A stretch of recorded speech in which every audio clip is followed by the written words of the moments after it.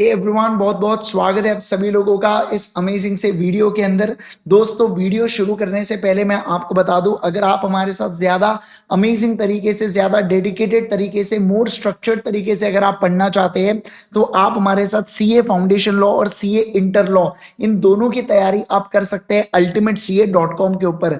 जी हाँ, मेरी structured classes होती है रेगुलर मोड के अंदर, फास्ट ट्रैक मोड के अंदर। देखिए, फास्ट ट्रैक मोड के अंदर ऐसा नहीं कि कुछ टॉपिक्स नहीं होते, 100% टॉपिक्स होते हैं, बट नंबर ऑफ आवर्स जो होते हैं वो कम होते हैं। रेगुलर मोड से 50% कम आवर्स के ऊपर होते हैं, चाहे इंटर की बात हो या फाउंडेशन लॉ की बात हो।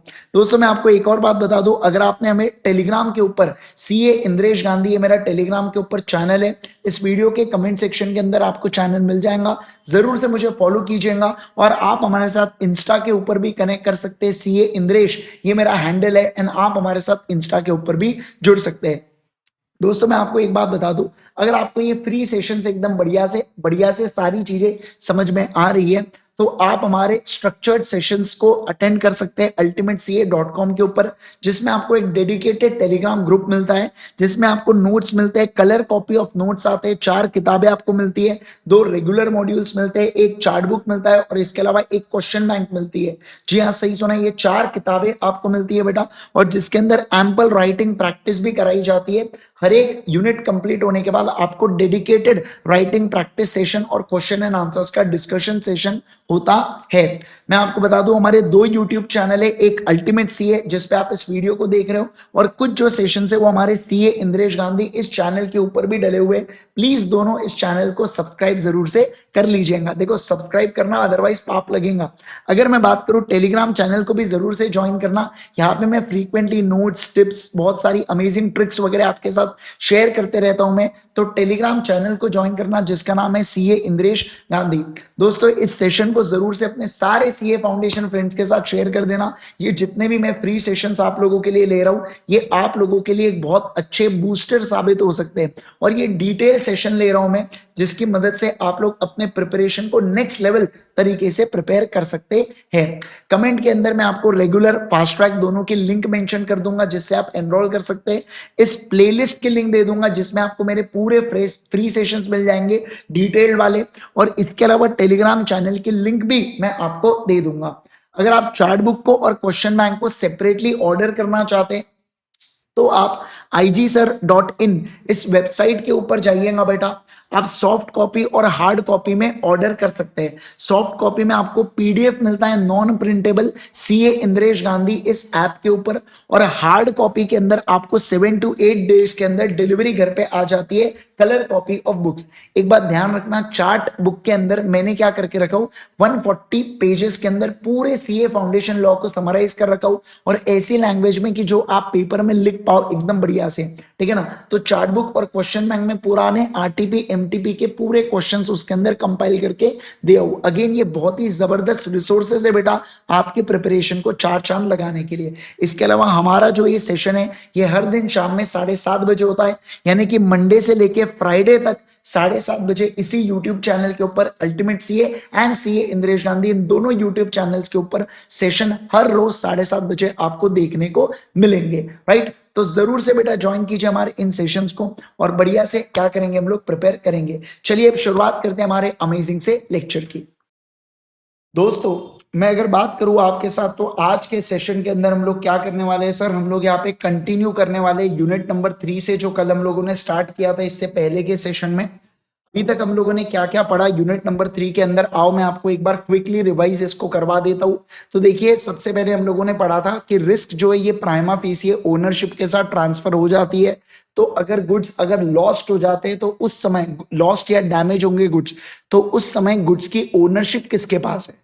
जिसके पास गुड्स की ओनरशिप होती है बेटा, वो क्या होता है, वो व्यक्ति, सभी लोग जल्दी से बताएंगे, वो व्यक्ति लॉस को बेयर करता है, ऐसा हम लोगों ने पढ़ा था, है ना। जैसे देखो, मान लो ये जेठालाल है बेटा, ये बबीता जी है, तो इस केस के अंदर अगर मान लो ये टीवी की ओनरशिप बबीता जी के पास चले जाती है, फिर फर्क नहीं पड़ता कि बबीता जी उसका पैसा दे या नहीं दे, फिर फर्क नहीं पड़ता कि गुड्स की डिलीवरी हुई हो या नहीं हुई हो। इन दोनों केसेस के अंदर अगर ओनरशिप ट्रांसफर हो चुकी है, तो अगर टीवी डैमेज होता है तो बबीता जी क्योंकि ओनर है, तो लॉस को भी कौन बेयर करेगा? बबीता जी इस लॉस को बेयर करेंगे। कौन बेयर करेंगे बोलो? बबीता जी इस लॉस को बेयर करेंगे। ठीक है, अगला फिर मैंने आपको बात किया था पासिंग ऑफ प्रॉपर्टी को लेके। किसको लेके बोलो? पासिंग ऑफ प्रॉपर्टी को लेके हम लोगों ने चर्चा किया था। अब सर ये पासिंग ऑफ प्रॉपर्टी क्या कहता है? पासिंग ऑफ प्रॉपर्टी आपके साथ ये बातचीत करता है बेटा कि देखिए जो गुड्स होती है ना, जैसे गुड्स के अंदर इसमें 3 पार्ट में इन्होंने डिवाइड किया। सबसे पहला इन्होंने कहा गुड्स अगर स्पेसिफिक या एसर्टेन गुड्स है। क्या कहा मैंने? बोलो स्पेसिफिक गुड्स के बारे में बात किया। तो स्पेसिफिक या एसर्टेन गुड्स के केस में जब पार्टीज का इंटेंशन होता है उस समय उस गुड्स के अंदर की प्रॉपर्टी ट्रांसफर होती है। अब ये इंटेंशन को डिफाइन करने के लिए सेक्शन नंबर 20 से लेके 24 तक आता है। सेक्शन नंबर 20 से लेके 24 तक क्या कहता है आओ समझते हैं सबसे पहले। एकदम बढ़िया बढ़िया। तो देखो सेक्शन नंबर 20 से लेके 24 यहाँ पे कहते हैं कि अगर स्पेसिफिक गुड्स है बेटा और अगर ये डिलीवरेबल स्टेट में है। कौन से स्टेट में? बोलो डिलीवरेबल स्टेट में है। तो जिस समय कॉन्ट्रैक्ट आपने बनाया है उस समय ही उस गुड्स के अंदर की प्रॉपर्टी ट्रांसफर हो जाती है। क्या कहा मैंने? बोलो जिस समय आपने कॉन्ट्रैक्ट बनाया उस समय उस गुड्स के अंदर की प्रॉपर्टी ट्रांसफर हो जाती है। ओके, दूसरा स्पेसिफिक गुड्स है और वो भी to be put in a deliverable state है। जैसे याद है आपको लैपटॉप में विंडोज डालना बेटा, ठीक है ना? यस। अब उस केस के अंदर क्या बोला गया कि जब समझना जब एक सेलर है वो बाउंड टू डू समथिंग है, सेलर को कुछ करना है, तो जब वो चीजें वो कर लेता है और बायर उसको नोटिस कर लेता है तो उस सिचुएशन के अंदर उसकी प्रॉपर्टी ट्रांसफर होती है। फिर अपन ने पढ़ा था कि सेलर जो है जो गुड्स है बेटा वो डिलीवरेबल स्टेट में, बट सेलर को कुछ ऐसा करना है जिससे प्राइस एसर्टेन हो पाए। तो अगर सेलर वो चीज कर लेता है जिससे प्राइस फाइंड आउट हो जाती है, जिससे प्राइस के बारे में पता चल जाता है और बायर उस चीज के बारे में नोटिस कर लेता है, तो उस सिचुएशन में हम लोग कहेंगे कि गुड्स के अंदर की प्रॉपर्टी ट्रांसफर हो जाती है। अब मैं सेकेंड पॉइंट के लेके बातचीत करूंगा। अभी मैंने स्पेसिफिक गुड्स के बारे में बात किया, अब मैं एसर्टेन गुड्स के बारे में बात करूंगा। सर देखो अगर गुड्स एसर्टेन है बेटा, सबसे पहली बात तो गुड्स अगर sale of goods by unascertained sale of unascertained good by description, तो मान लो अगर सेल हुआ है अनएसर्टेन गुड्स का, तो ये तो समझना जो बायर है जब वो उसको अनएसर्टेन से एसर्टेन करेगा, क्या करेगा बोलो? बायर जो उसको जब उसको अनकंडीशनली अप्रोप्रिएट करेगा, एक तो बायर करेगा with the approval of seller या सेलर करेगा with the approval of buyer, तो इन दोनों केसेस के अंदर हम लोग कहते हैं कि प्रॉपर्टी ट्रांसफर हो जाती है। Okay, next point delivery to the carrier. Delivery to the carrier का मतलब होता है ट्रांसपोर्टर। मतलब क्या हुआ समझना, जहां पे इन accordance with the contract, contract के अनुसार अगर मैं बात करूं, अगर मैं मतलब सेलर अगर मैं गुड्स देता हूं बेटा कैरियर वाले को यानी कि ट्रांसपोर्टर को या किसी एजेंट को कि एक काम करो जा तू इसको बायर के पास लेके जा। किसके पास लेके जा बोलो? जा तू इसको बायर के पास लेके जा। तो इस सिचुएशन के अंदर ध्यान देना, इस सिचुएशन और मैं अगर राइट ऑफ डिस्पोजल को अपने पास नहीं रखता हूं तो गुड्स के अंदर की प्रॉपर्टी ट्रांसफर हो जाती है। किसके को? सर बायर को ट्रांसफर हो जाती है। ठीक है, अगला sir sale of goods on sale और अप्रूवल बेसिस। अगर मान लो एक पर्सन दूसरे पर्सन को गुड्स देता है ये कहकर कि अगर तुम्हें पसंद आया तो तुम मुझे इसके बारे में बता देना या 3 या 7 दिन के अंदर मुझे गुड्स को लौटा देना। तो देखो कब उसे सेल माना जाता है? सेल ऑन अप्रूवल में सेल कब माना जाता है? एक तो सामने वाले ने अप्रूवल दिया तब, या दूसरा मान लो वो गुड्स को रिटेन करता है एक पीरियड ऑफ टाइम से ज्यादा। क्या कहा मैंने? बोलो एक पीरियड ऑफ टाइम से ज्यादा। और तीसरा क्या बोला गया है? वो गुड्स के साथ कुछ ऐसा करता है बेटा जैसे उसने ट्रांजैक्शन को अडॉप्ट कर लिया हो या गुड्स को एक्सेप्ट कर लिया हो। जैसे प्लेज करना या सेल करना, इन दोनों केसेस के अंदर हम लोग कहते हैं उसने ट्रांजैक्शन को अडॉप्ट किया। क्या किया बोलो? उसने ट्रांजैक्शन को अडॉप्ट किया। ओके, अगला sir sale for cash only और रिटर्न। इसका मतलब होता है कि गुड्स को मैंने बेचा हो से केवल और केवल अगर तुम मुझे पैसा दोगे तो मैं गुड्स की प्रॉपर्टी तुमको दूंगा, तुम्हारे पास पैसा नहीं है तो मैं तुमको गुड्स की प्रॉपर्टी ट्रांसफर नहीं करूंगा। फिर आता है reservation of right of disposal. इसका मतलब क्या होता है? सर इसका मतलब होता है कि कुछ ऐसे केसेस है जहां पे अज्यूम किया जाता है राइट ऑफ डिस्पोजल सेलर ने अपने पास रखा है। जैसे जब उसने गुड्स कैरियर को दिया, ट्रांसपोर्टर को दिया, पर उसको इंस्ट्रक्ट कर दिया था कि गुड्स केवल और केवल मेरे ऑर्डर पर ही किसी दूसरे पर्सन को देना। इसके अलावा दूसरा जहां पे बिल ऑफ एक्सचेंज को भेजा था मैंने रेलवे रिसीट या शिपिंग बिल के साथ, समझना जहां पे मैंने बिल ऑफ एक्सचेंज को भेजा था रेलवे रिसिट और शिपिंग बिल के साथ, और डॉक्यूमेंट ऑफ टाइटल को, लेकिन मैंने बोला था ये डॉक्यूमेंट ऑफ टाइटल हम तुम्हें तभी हैंड ओवर करेंगे जब तुम इसको क्या करोगे, जब तुम इसको ऑनर करोगे। क्या करोगे बोलो? जब तुम इसको ऑनर करोगे। समझ में आ रहा है आपको बात, है ना? तो इसके बारे में यहाँ पे बातचीत की गई। Got it everyone? क्या आपको ये बात है समझ में आई क्या? बोलो बोलो बोलो बेटा, क्या आपको ये बात है समझ में आई क्या? Yes sir, got it, yes. चलिए अगला। फिर अब मैं बात करूंगा यहाँ पे risk prima facie passes with the property के बारे में। सर हमने क्या बात किया? देखो सेक्शन नंबर 26 के बारे में जो रिस्क होती है ना, ये प्राइमा फेसिए प्रॉपर्टी के साथ ट्रांसफर हो जाती है। ओके सर, एक बात ध्यान रखना, इससे फर्क नहीं पड़ता गुड्स डिलीवर हुए हो या नहीं हुए हो। इसके अलावा अगर डिलीवरी डिले होती है बेटा किसी के भी फॉल्ट के ऊपर, तो वो पार्टी क्या रिस्पॉन्सिबल रहेंगी क्या फॉर लॉस के लिए? हाँ सर, वो पार्टी रिस्पॉन्सिबल रहेंगी लॉस के लिए। क्या कहा मैंने? बोलो, वो पार्टी रिस्पॉन्सिबल रहेंगी लॉस के लिए। Got it everyone? क्या आपको ये बात समझ में आई क्या? Yes sir. चलिए अब हम लोग पढ़ेंगे नेक्स्ट वाले पॉइंट के ऊपर, यानी कि अब हमारा जो सेक्शन चालू होने वाला है बेटा वो है कौन सा? Section number 27। कौन सा चालू होगा बोलो? सेक्शन नंबर 27 से लेके 30 तक अब हम लोग यहाँ पे बातचीत करने वाले हैं। ठीक है, चलो एक मिनट रुकना। ओके देखिए क्या सर, अभी हम लोग यहाँ पे बात करेंगे ट्रांसफर ऑफ टाइटल के बारे में। किसके बारे में बोलो? ट्रांसफर ऑफ टाइटल के बारे में। अब आप सोच के देखो बेटा, मुझे जरा आप लॉजिकली सोच के बताना, ठीक है? देखिए एक व्यक्ति है बेटा जिसका नाम है सेलर, ठीक है ना? वो क्या करना चाहता है? वो बायर को गुड्स देना चाहता है। गुड्स देने का मतलब होता है इस गुड्स के अंदर की ओनरशिप की बात कर रहा हूं मैं, और इसके अंदर का टाइटल की बात कर रहा हूं मैं। टाइटल का मतलब ये ओनरशिप, गुड्स के ऊपर अधिकार। तो सेलर जो है वो गुड्स के ऊपर का अधिकार बायर को ट्रांसफर करना चाहता है, टाइटल बायर को ट्रांसफर करना चाहता है। अब मुझे आप लॉजिकली सोच के बताइए, एक जो सेलर है बेटा, क्या कहा मैंने? बोलो, एक जो सेलर है वो गुड्स के अंदर की ओनरशिप या टाइटल कब बायर को ट्रांसफर करेगा? लॉजिकली सोच के बताना।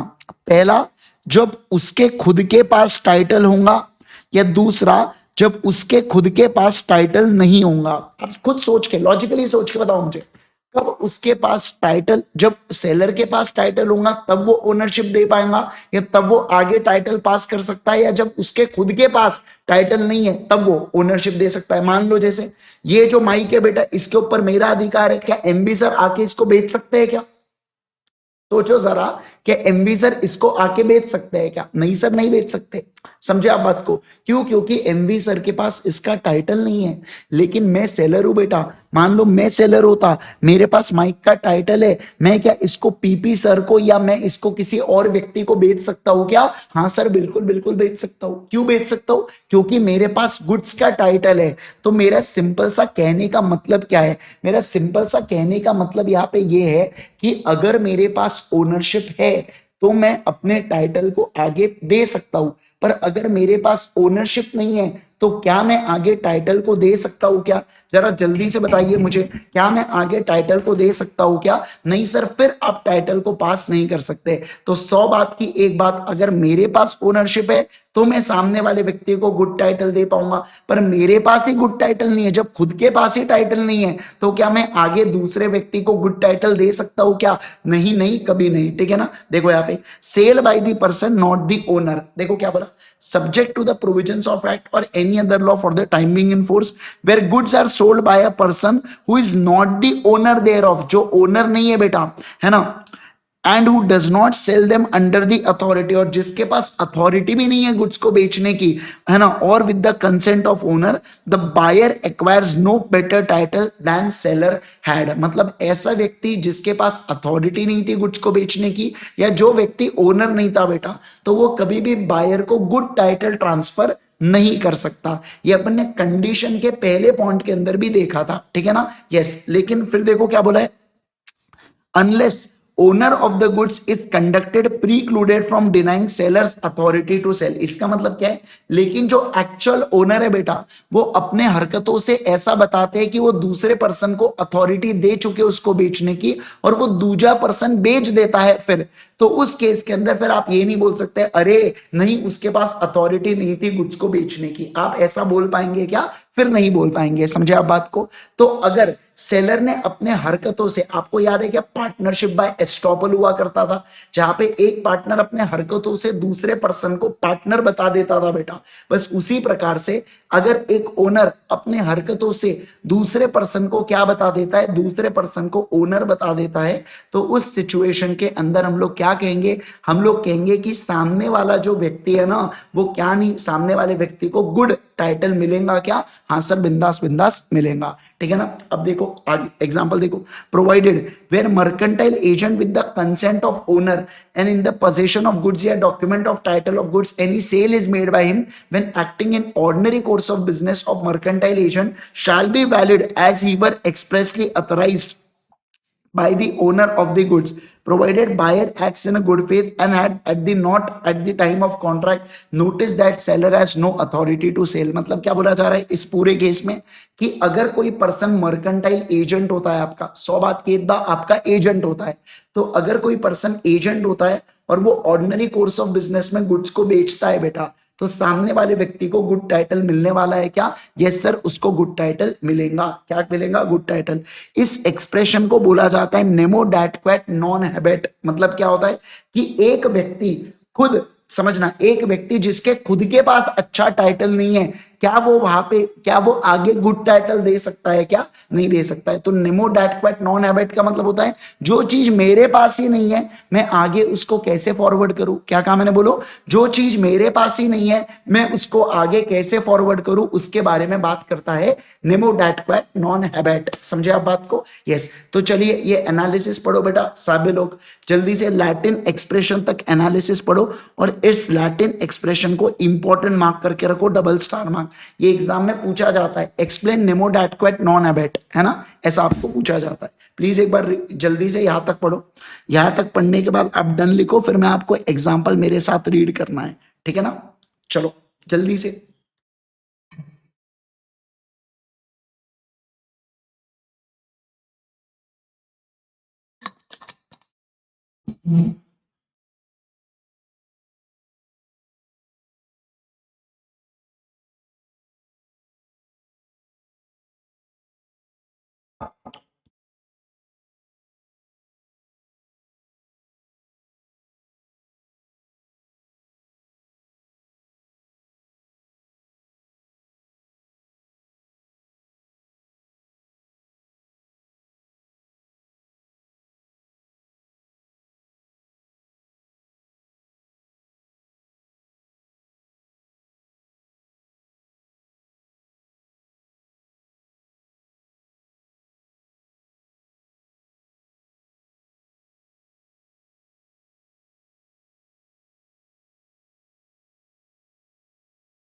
चलो आओ आगे बढ़ेंगे क्या?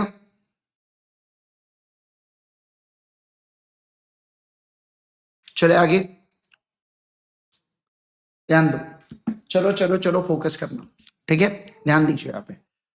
आओ एग्जाम्पल पढ़ेंगे मेरे साथ। देखो, if A sell some stolen goods to be, अगर ए ने कुछ चोरी किए वाले गुड्स बेचा बेटा बी को, who buys them in a good faith, जो गुड फेथ में खरीद लेता है, ठीक है, जो भोलेपन से खरीद लेता है, तो बी के पास क्या गुड टाइटल होने वाला है? क्या नहीं सर, बी के पास गुड टाइटल नहीं होगा, है ना। And the true owner has a right to get back his goods from B. और एक बात ध्यान रखना, उसके पास गुड टाइटल यहाँ पे नहीं होगा, और जो ट्रू ओनर होगा वो क्या कर सकता है बेटा? वो बी से गुड्स को वापस बुला सकता है। क्या? यस सर, बी से गुड्स को वापस बुला सकता है। ठीक है, अगला फिर देखो example number 2, P the hirer of the vehicle under the hire purchase agreement. P कौन है बेटा?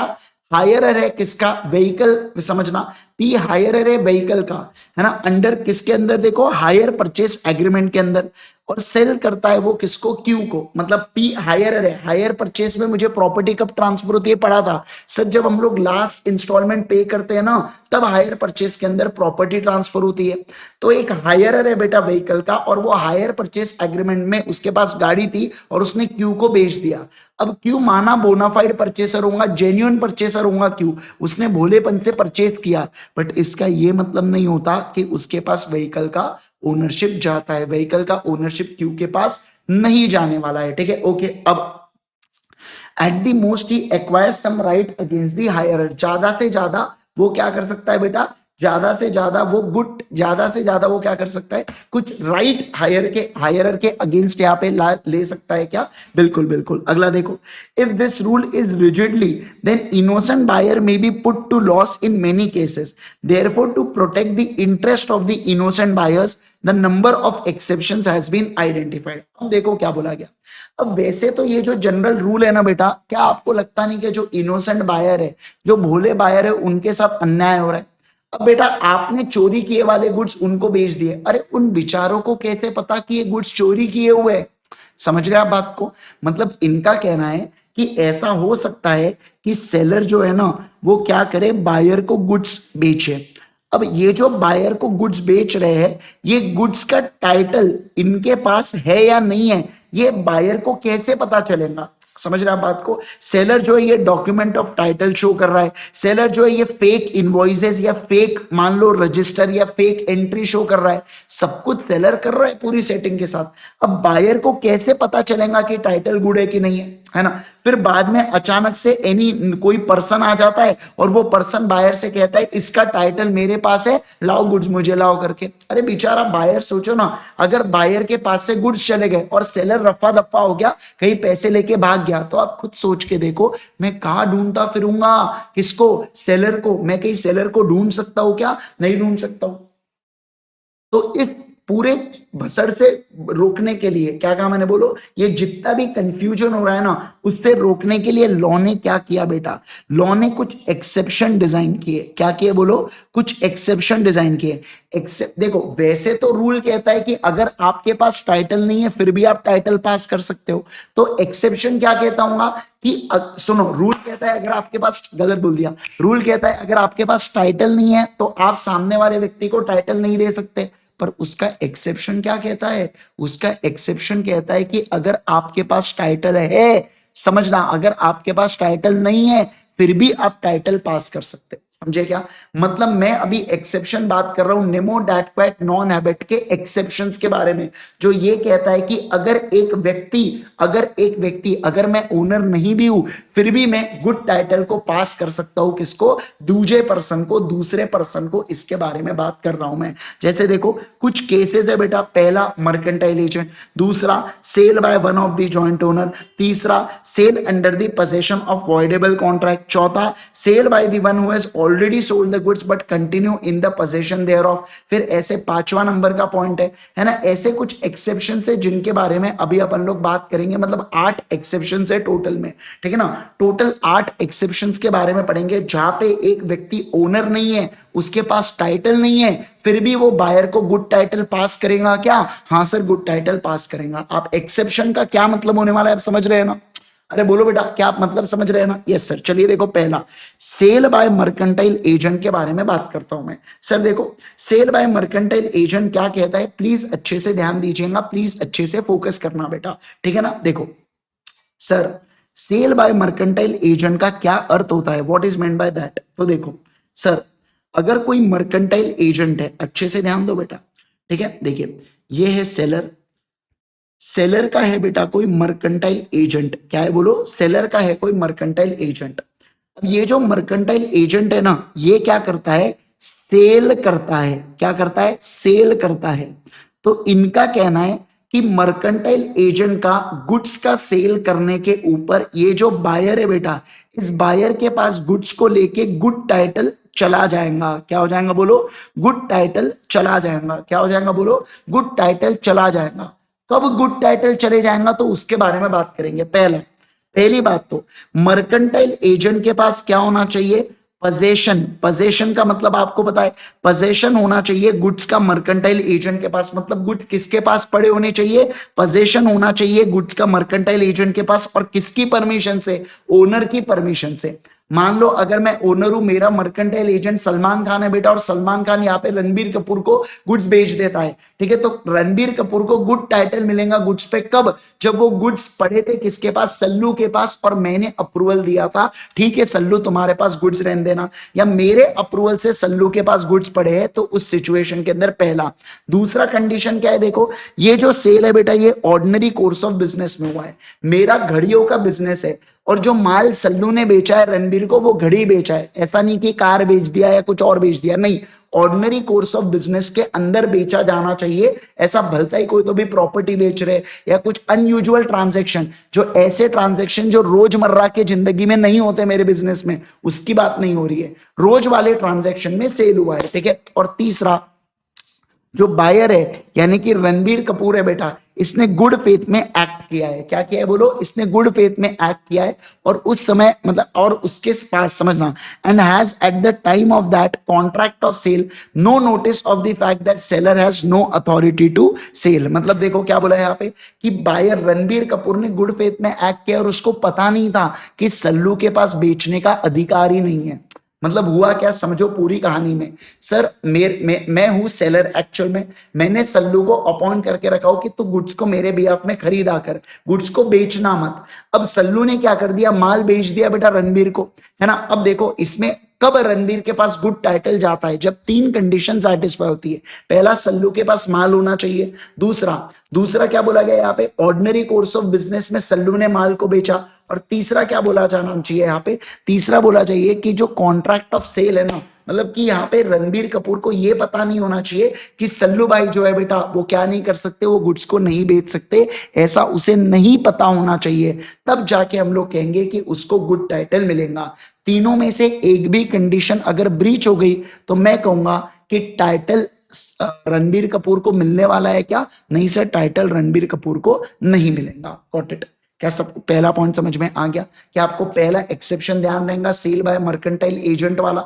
सभी लोग बोलो मुझे जल्दी से, क्या मैं दूसरे एक्सेप्शन के ऊपर चलूं, दूसरा एक्सेप्शन अपना कौन सा है बेटा, सेल बाय जॉइंट ओनर के बारे में बात करेंगे, बोलो बोलो बोलो, सेल बाय जॉइंट ओनर के ऊपर चले राजा, है ना। चलिए देखो sir, sale by joint owner क्या कहता है, आओ मैं आपको बताता हूं।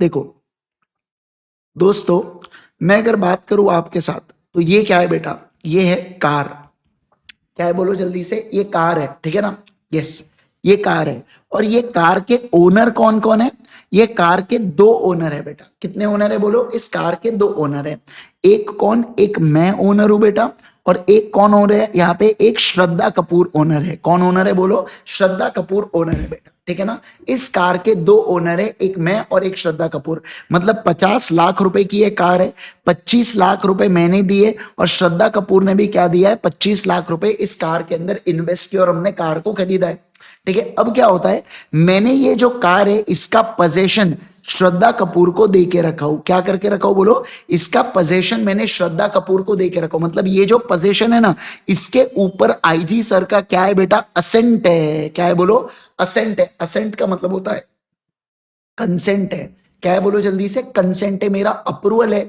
कि ठीक है श्रद्धा एक काम करो, ये कार तुम अपने पास रखो। मैं आपको एक बात बताऊं, ये जो श्रद्धा कपूर है बेटा, इसने क्या कर दिया, इस कार को विक्की कौशल को बेच दिया, क्या कर दिया बोलो, विक्की कौशल को सेल कर दिया। अब सवाल क्या बनता है कि क्या श्रद्धा कपूर इस कार को विक्की कौशल को सेल कर सकती है क्या, ये सवाल यहाँ पे बनता है, क्या ऐसा पॉसिबल है कि ये इसको सेल कर सकती है और विक्की को क्या मिल जाए, विक्की को ओनरशिप मिल जाए। तो लॉ कहता है बिल्कुल बिल्कुल ऐसा पॉसिबल है, अगर किसी गुड्स के जॉइंट ओनर है और उस गुड्स की ओनरशिप, उस गुड्स का पोजेशन किसी one of the joint owner के पास है with the consent of other joint owner, और वो जॉइंट ओनर बेच देता है गुड्स को, तो वो गुड टाइटल पास करेगा उस पर्सन को, जिस भी पर्सन को वो क्या बेचा गया है बेटा, जिस भी पर्सन को वो गुड्स बेचा गया है, ठीक है। आओ मेरे साथ रीड करो, देखो क्या, if one of the several joint owner, मतलब दो या दो से ज्यादा जॉइंट ओनर में से कोई एक है ना, has sole possession of them, मतलब गुड्स का सोल पोजेशन है, मतलब जैसे दो या दो से ज्यादा में से एक के पास सोल पोजेशन, अपने केस में एक के पास सोल पोजेशन कौन हुआ बेटा यहाँ पे बताइए, कौन हुआ यहाँ पे, बिल्कुल सही कह रहे हो आप, सोल ओनर, ठीक है okay. By permission of the co owners, क्या कहा हमने बोलो, by permission of the co owners the property in goods is transferred to any person who buys them on such joint owner in good faith and has not at the time of contract of sale noticed that seller has no authority to sell। मतलब देखो क्या हुआ, by permission of other owner मेरे पास goods है और मैं उसको cell कर देता हूं, तो मैं गुड प्रॉपर्टी यानी कि ओनरशिप में ट्रांसफर करता हूं बेटा उस पर्सन को, और जो मैं ओनरशिप ट्रांसफर कर रहा हूं दूसरे पर्सन को, तो उसके अंदर उन्हें क्या गुड टाइटल मिलने वाला है क्या, हाँ सर उनको गुड टाइटल मिलने वाला है, क्या होने वाला है बोलो, उनको गुड टाइटल मिलने वाला है। गॉट इट, समझ में आ गया क्या, क्या आपको दूसरा पॉइंट भी एकदम क्लियर, सभी लोग जल्दी से बताएंगे क्या, दोनों पॉइंट एकदम क्लियर, फटाफट कम्युनिकेट कर दो। यस चलिए, अब मैं तीसरे पॉइंट के ऊपर चलूंगा बेटा, थर्ड पॉइंट, सभी लोग आ जाएंगे। हम लोग कौन सा पॉइंट पढ़ रहे हैं अभी, थर्ड पॉइंट अभी हम लोग यहाँ पे पढ़ने वाले हैं, ठीक है चलिए देखो थर्ड पॉइंट क्या कहता है, cell by the person possession under voidable contract, क्या हुआ यहाँ पे बताइए, sale by the person in possession under voidable contract. अब ये वॉइडेबल कॉन्ट्रैक्ट के बारे में हमने बात किया था इंडियन कॉन्ट्रैक्ट एक्ट के अंदर कि CUFM, coercion, undue influence, fraud, misrepresentation, अगर आप ये चार की मदद से कॉन्ट्रैक्ट करते हो, क्या करते हो बोलो, अगर आप ये चार की मदद से कॉन्ट्रैक्ट करते हो तो इस सिचुएशन के अंदर समझना, इस सिचुएशन के अंदर यहाँ पे क्या होता है सर, इस सिचुएशन के अंदर हम लोग ये कहते हैं कि यहाँ पे कॉन्ट्रैक्ट वॉइडेबल, मतलब कॉन्ट्रैक्ट वॉइडेबल कहा जाता है। सर वॉइडेबल कॉन्ट्रैक्ट में क्या होता है कि सामने वाले पार्टी के पास ऑप्शन होता है कि वो रीजनेबल टाइम के अंदर कॉन्ट्रैक्ट को अवॉइड कर सकता है, पर अगर उसने रीजनेबल टाइम के अंदर कॉन्ट्रैक्ट को, जब तक वो कॉन्ट्रैक्ट को अवॉइड नहीं करता तब तक ये कॉन्ट्रैक्ट वैलिड माना जाता है, और इसी के बीच में अगर मैंने इसको फर्दर सेल कर दिया तो ये बिल्कुल वैलिड कॉन्ट्रैक्ट माना जाएगा। क्या बात कर रहे हो सर, सर थोड़ा सा एक्सप्लेन करो, कुछ कंफ्यूज हो रहा है इसके अंदर। देखो मैं आपको बता रहा हूं, देखिए अच्छे से ध्यान देना बेटा, यहाँ पे है मिस्टर ए, बेटा कौन है बोलो, मिस्टर ए।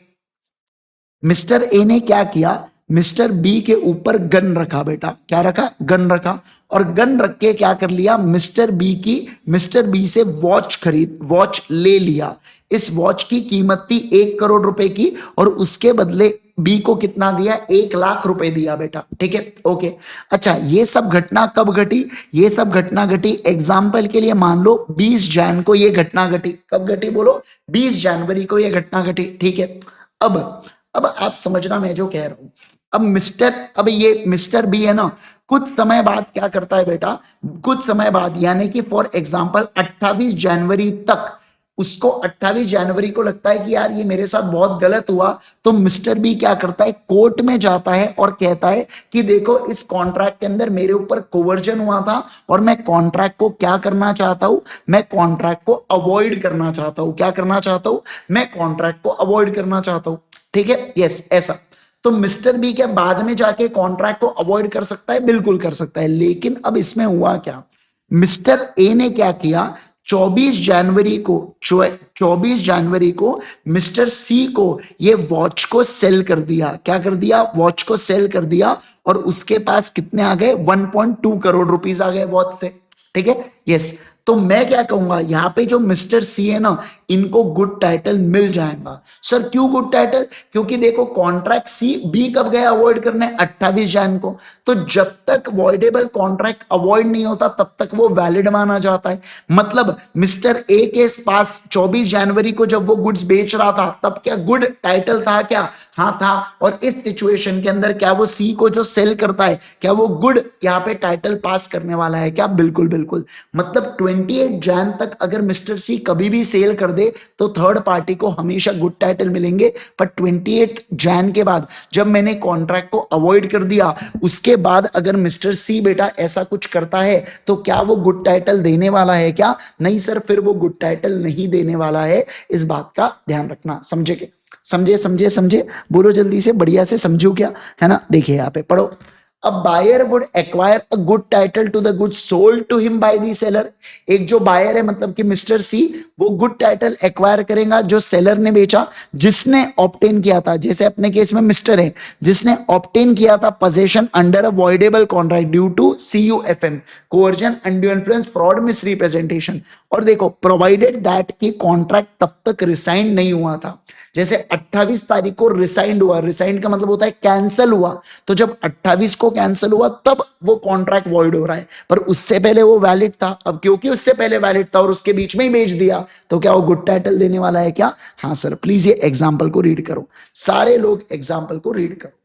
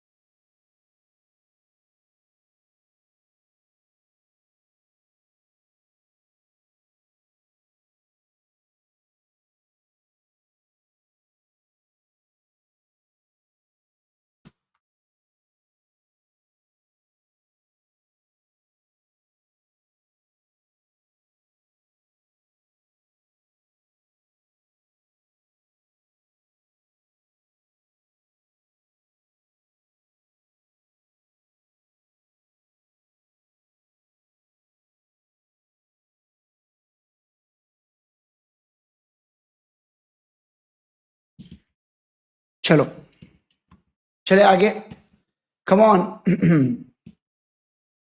डन, आ जाइए। चलो अब हम लोग पढ़ेंगे फोर्थ पॉइंट को लेकर। देखो फोर्थ पॉइंट क्या कह रहा है। फोर्थ पॉइंट यहाँ पे कह रहा है cell by the one who has already sold the goods but continues in the position thereof. क्या बोला यहाँ पे देखो, सेल बाय द वन, ऐसा व्यक्ति जिसने गुड्स को बेच चुका है, सेल बाय द वन, और वो व्यक्ति सेल कर रहा है, मतलब देखो सेल बाय द वन जिसने ऑलरेडी गुड्स को सेल कर चुका है, ऑलरेडी बेच चुका है, बट उसके पास क्या पड़ा है बेटा, उसके पास पोजीशन पड़ा हुआ है। देखो मैं आपको एग्जांपल देता हूं, सुनो एकदम बढ़िया से। देखो ये है बेटा एक टीवी सेट, ठीक है ना, ओके, पता है, मतलब आप ऐसा सोच रहे होंगे पता है सर, ठीक है। अब देखो क्या, अब ये है बेटा जेठालाल, जेठा ने क्या किया, इस टीवी को बेच दिया बेटा किसको, मेहता साहब को। किसको बेच दिया बोलो, सेल कर दिया मेहता साहब को, ठीक है, ओके। बट ये जो टीवी है ना, इसका पोजेशन, इसका जो पोजेशन है वो अभी भी किसके पास है, वो अभी भी जेठालाल के पास है, ठीक है ना, वो अभी भी जेठालाल के पास पड़ा हुआ है। मतलब देखो टीवी के अंदर की ओनरशिप मेहता के पास जा चुकी है, मेहता साहब के पास, बट अभी भी वो जो टीवी है वो जेठालाल के गोडाउन में या जो उसका शॉप है वहां पे पड़ा हुआ है। परफेक्ट। अब देखो होता क्या है समझना आप। अब उतने ही देर में बबीता जी आती है। बबीता जी को ये जो टीवी है ना बेटा, ये पसंद आ जाता है। क्या हो जाता है, टीवी पसंद आ जाता है। मैं आपको एक बात बताऊं, ये एक्सेप्शन क्या कहता है, ये एक्सेप्शन कहता है कि बस जेठालाल के प्यार के कारण, अगर जेठालाल बेटा ये टीवी को बेचता है किसको, टीवी को सेल करता है बेटा किसको, बबीता जी को। किसको बोलो जल्दी से, बबीता जी को। तो बबीता जी को इस टीवी के अंदर गुड ओनरशिप मिलेंगी क्या? हाँ सर, बबीता जी को गुड ओनरशिप बिल्कुल बिल्कुल मिलेंगी। क्या कहा मैंने, बोलो, बबीता जी को गुड ओनरशिप बिल्कुल बिल्कुल मिलेंगी। समझे आप बात को? हाँ, तो मैंने ये कहा कि अगर जेठालाल ने मान लो सेल कर चुका था मेहता को, बट क्योंकि जेठालाल के पास पोजीशन था, तो वो बबीता जी को क्या गुड टाइटल ट्रांसफर कर सकता है क्या? हाँ, मतलब बबीता जी को अपने टाइटल को लूज करने की पावर नहीं रहेंगी। कल चल के अगर मेहता को कुछ भी क्लेम करना रहा तो वो जेठालाल के अगेंस्ट क्लेम करेगा, बबीता जी के अगेंस्ट मेहता साहब कुछ कर सकते हैं क्या? नहीं कर सकते, क्योंकि ये व्यक्ति तो गुड, समझना बात को, गुड फेथ में इन्होंने टीवी को खरीदा था। तो हम लोग कहेंगे बबीता जी के पास ट्रू ओनरशिप चले जाती है। क्या हो जाती है बोलो, बबीता जी के पास ट्रू ओनरशिप चले जाती है, ठीक है। देखिए यही वाली बात यहाँ पे बोली गई है। If a person has sold the goods, क्या बोला यहाँ पे, sold the goods but continues in the possession of them. एक पर्सन ने गुड्स को बेच चुका है बट उसके पास पोजेशन है बेटा गुड्स का, और documents of title of them, या डॉक्यूमेंट ऑफ टाइटल उसके पास है बेटा, तो वो क्या कर सकता है, he may sell them to third party, वो इसको सेल कर सकता है थर्ड पार्टी को। And if such person obtains the delivery thereof in good faith, और जब ये पर्सन डिलीवरी को ऑब्टेन करता है गुड फेथ में, without the notice of previous sale, क्या कहा मैंने, बोलो, without the notice of the previous sale को बगैर बताए, तो he would have good title, तो हम लोग क्या बोलेंगे, उसके पास क्या होगा बेटा, गुड टाइटल होगा। Although property in goods has already pass to first buyer earlier, माना कि गुड्स के अंदर की प्रॉपर्टी मेहता साहब के पास चले गई होंगी, बट फिर भी यहाँ पे बबीता जी को क्या ओनरशिप मिलेंगी क्या, हाँ सर बबीता जी को ओनरशिप मिलेंगी। समझे क्या आप बात को, यस सर, क्या एकदम इजी। सभी लोग जल्दी से एग्जाम्पल को पढ़ो, जल्दी से एग्जाम्पल को पढ़ो, फिर मैं नेक्स्ट वाले टॉपिक को पढ़ाऊंगा फटाक से।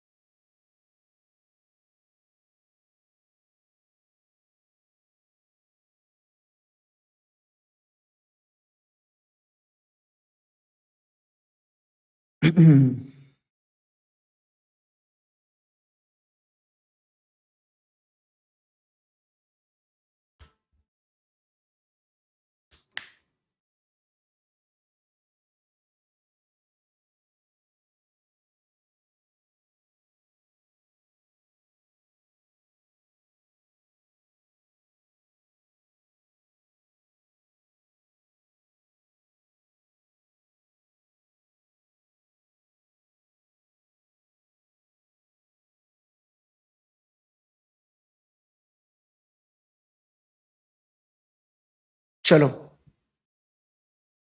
चालू करें, बोलो बोलो बोलो, लेट्स गेट स्टार्टेड। आ जाइए फिफ्थ पॉइंट के ऊपर, चलो बेटा मैं, चलो फिफ्थ पॉइंट के बारे में मैं अब यहाँ पे आपके साथ बात करने जा रहा हूं, ठीक है। फिफ्थ पॉइंट देखो क्या कह रहा है यहाँ पे, cell by the buyer obtaining possession before the property in goods has vested in him, क्या बोला यहाँ पे बताइए, sale by the buyer, sale by the buyer obtaining possession before the property in goods is before the property in goods has vested to him, है ना। देखो यहाँ पे क्या बोला गया है, एग्जाम्पल से पहले समझेंगे फिर आपको एकदम बढ़िया से मतलब समझ में आ जाएगा। देखो सर यहाँ पे जेठालाल ने जो है ना बेटा, ये कौन है बेटा, भीड़ है, इसे अपन लोग कहेंगे कौन, भीड़ है, ठीक है, ओके। ध्यान दो, जेठालाल ने अभी तक क्या किया है, जेठालाल ने बेटा जो टीवी है ना वो भिड़े को डिलीवर कर दिया है, क्या कर दिया है, डिलीवर कर दिया है, बट इसकी जो प्रॉपर्टी है ना वो आज भी जेठालाल के पास है, ठीक है ना। प्रॉपर्टी किसके पास है, देखो जेठालाल के पास, और टीवी किसको डिलीवर कर दिया है, भिड़े को डिलीवर कर दिया है, और बोला है कि जब तू मुझे पैसे दे देगा तब मैं इस गुड्स के अंदर की प्रॉपर्टी तुझे ट्रांसफर कर दूंगा, या मान लो एक हफ्ते बाद मैं इस गुड्स के अंदर की प्रॉपर्टी तुझे ट्रांसफर कर दूंगा, ऐसा भिड़े ने बोला। अब भिड़े क्या करता है, उतने ही दिन में बेटा समझना, उतने ही दिन में एग्जाम्पल के लिए मान लो पोपटलाल, किसको, पोपटलाल को क्या कर देता है, टीवी को सेल कर देता है, क्या कर देता है, टीवी को सेल। अब आप लॉजिकली सोच के देखो, क्या भिड़े के पास टीवी की ओनरशिप थी क्या, नहीं, पर टीवी क्या उसके पास डिलीवर हो चुका था, हाँ, वो उसके बुनियाद पर पोपटलाल को अगर सेल कर देता है ये बोल के कि मैं ओनर हूं, तो बेचारे पोपटलाल को आप क्यों कैंसिल करने लगा रहे हो बेटा बाद में ये कॉन्ट्रैक्ट। तो लॉ कहता है कि एक काम करो, पोपटलाल को ओनरशिप दे दो, पोपटलाल को क्या दे दो, बोलो, ओनरशिप, वैलिड ओनरशिप या गुड ओनरशिप ट्रांसफर हो जाएंगी क्या, हाँ, मतलब कल आके जेठालाल पोपटलाल से ओनरशिप को क्लेम कर सकता है क्या, नहीं, टीवी को क्लेम नहीं कर पाएगा, क्योंकि इसके अंदर जेठालाल की गलती है। जब तुमने अब ओनरशिप नहीं दिया तो तुमने डिलीवरी क्यों की, ओनरशिप देने के बाद डिलीवर करते, अब तुमने डिलीवरी दे दी तो ये रिस्क को आपको भुगतना पड़ेगा, क्या, कौन सी रिस्क को, कि हो सकता है भिड़े को ओनरशिप ट्रांसफर होने से पहले ही वो गुड्स को किसी और को चिपका दे, किसी और को बेच दे, तो जिसको भी वो बेच रहा है उसके पास गुड टाइटल, गुड ओनरशिप जाने वाली है क्या, हाँ सर बिल्कुल बिल्कुल जाने वाली है, समझ में आ गया।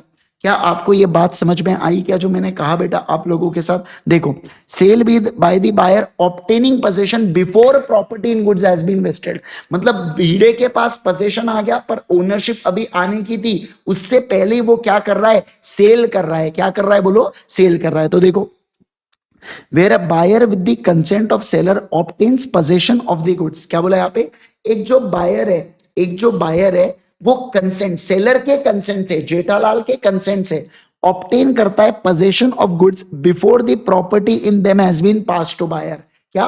बिफोर, ओनरशिप ट्रांसफर होने से पहले ही बेटा, ओनरशिप ट्रांसफर होने से पहले ही वो ऑब्टेन करता है पोजीशन को। तो देखो वो क्या कर सकता है? He may sell, pledge, otherwise dispose of goods to third person. तो वो क्या कर सकता है? सेल कर सकता है, प्लेज कर सकता है या डिस्पोज कर सकता है बेटा गुड्स को। किसको? थर्ड पर्सन को। And if such person obtains delivery of goods in good faith, और ये जो थर्ड पर्सन है अगर ये गुड्स की डिलीवरी ऑब्टेन करता है गुड फेथ के अंदर, किसके अंदर? गुड फेथ के अंदर, और विदाउट नोटिस ऑफ लीन, उसको इस लीन वीन के बारे में कोई पता नहीं है बेटा, है ना, या अदर राइट के बारे में, तो उसको गुड टाइटल मिलेगा। यानी कि यहां पे किसको गुड टाइटल मिलेगा? अपने केस के अंदर यहां पे लिख के रखो, पोपट लाल को गुड टाइटल मिलेगा, गुड टाइटल मिलेगा।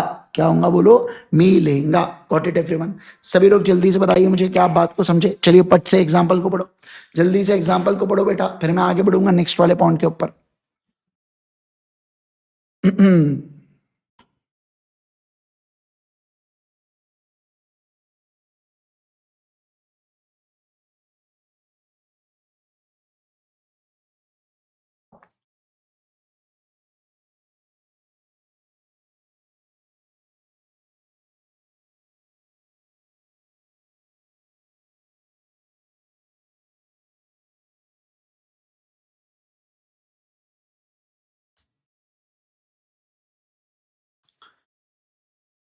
ओके,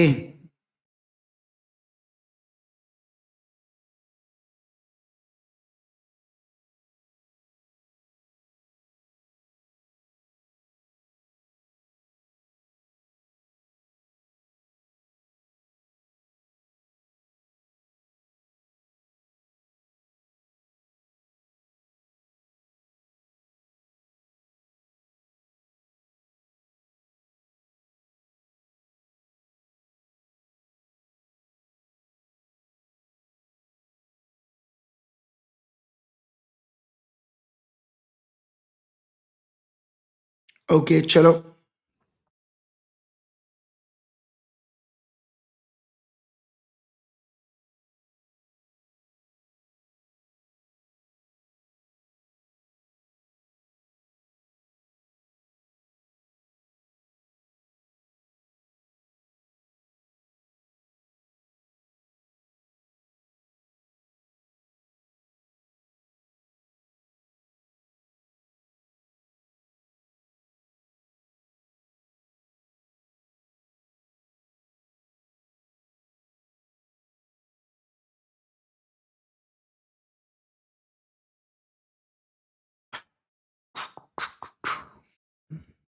चलो दोस्तों, सारे लोग ध्यान दीजिएगा यहाँ पे। अभी हम लोग क्या करेंगे, है ना, सुनिए। अभी हम लोग यहाँ पे बात करेंगे किसके बारे में बेटा? इफेक्ट ऑफ एस्टॉपल के बारे में, ठीक है ना? यस। और फिर उसके बाद सेल बाय अनपेड सेलर और sell under the provisions of any other act, इन चीजों के बारे में बात करेंगे। अब ये इफेक्ट ऑफ एस्टॉपल का क्या मतलब होता है? ये सेम है बेटा, समझना, बात को ध्यान रखना है, सेम है जो अपन ने पार्टनरशिप बाय एस्टॉपल पढ़ा था। मान लो मेरी एक दुकान है बेटा, ठीक है, दुकान है मेरी फोन्स की, मेरे यहाँ पे एक फोन रखा हुआ है। अब यहाँ पे मेरा एक दोस्त खड़ा हुआ है जिसका नाम है चैतन्य। अब ये चैतन्य क्या करता है? एक कस्टमर आता है बेटा, उसको बोलता है कि, मतलब उसको बोलता है कि ये फोन मैं आपको 10,000 रुपए में बेचूंगा। और मैं इस बात को एकदम देख रहा हूं, मैं शांत हूं बेटा, मैं कुछ बोल ही नहीं रहा हूं कि चैतन्य के पास राइट नहीं है या चैतन्य नहीं बेच सकता, ऐसा मैं कुछ भी नहीं बोल रहा हूं। मैं मस्त तमाशा को देख रहा हूं। और मान लो चैतन्य उसको फोन दे देता है और वो 10,000 रुपए इसको इसके लिए पे कर देता है। तो सवाल बनता है कि क्या वो जो थर्ड पार्टी है उसको गुड टाइटल मिलने वाला है क्या? इसका जवाब है हाँ, मिलने वाला है। मतलब क्या? अगर मेरा जो दोस्त एक थर्ड पार्टी जो सेल करता है किसी बायर को गुड्स, समझना, किसी बायर को गुड्स, और सेलर के सामने वो कर रहा है और सेलर साइलेंट है बेटा, सेलर कुछ भी नहीं कर रहा है, वो स्टॉप फ्रॉम द फैक्ट है, डिनाइंग अथॉरिटी, तो इस सिचुएशन के अंदर उसको क्या गुड ओनरशिप मिलेंगी क्या? हाँ सर, उसको गुड ओनरशिप मिलने वाली है। तो देखो, where owner is stopped by the conduct from denying the seller's authority to sell। देखो, ट्रांसफरी को क्या मिलेगा? गुड टाइटल मिलेगा अगेंस्ट द ट्रू ओनर। क्या मिलेगा? True owner. मतलब सेलर को रोका नहीं गया बेटा ये बताने से कि उसकी अथॉरिटी नहीं है बेचने की। जैसे मेरा दोस्त जो था चैतन्य, उसको मैं रोक नहीं रहा हूं कि तेरी अथॉरिटी नहीं है बेचने की, वो मस्त बेच रहा है बेटा, तो सामने वाले व्यक्ति को गुड ओनरशिप मिलेंगी। But before the good title by estoppel can be made, it must be shown that the true owner had actively suffered or held out the other person in question as a true owner, as a person authorized to sell goods। इसका मतलब क्या है? Simple सी बात यह है बेटा कि यहां पे बोल के रखा है यहाँ पे कि जो ट्रू ओनर है ना, उसको इस बारे में पता था। इस बात का ध्यान रखना, मतलब मुझे जब पता होगा कि चैतन्य ऐसा कांड कर रहा है, तब जाके ही उसको क्या मिलेगा, और मैं शांत रह रहा हूं, तभी बेटा थर्ड पार्टी को गुड ओनरशिप मिलेंगी। मतलब मुझे पता ही नहीं था, मैं दुकान में ही नहीं था, और चैतन्य ने पीठ पीछे बेच दिया बेटा किसी को, तब गुड ओनरशिप ट्रांसफर होंगी क्या? नहीं सर, तब गुड ओनरशिप ट्रांसफर नहीं होने वाली है। गुड ओनरशिप ट्रांसफर केवल और केवल तब होती है, तब होती है बेटा जब मेरे सामने या मुझे इसके बारे में क्या था? नॉलेज था। क्या था? बोलो, नॉलेज था। समझे आप बात को? यस। चलिए एग्जांपल को बोलो। वेरी इजी, बहुत ही सिंपल एकदम पॉइंट है।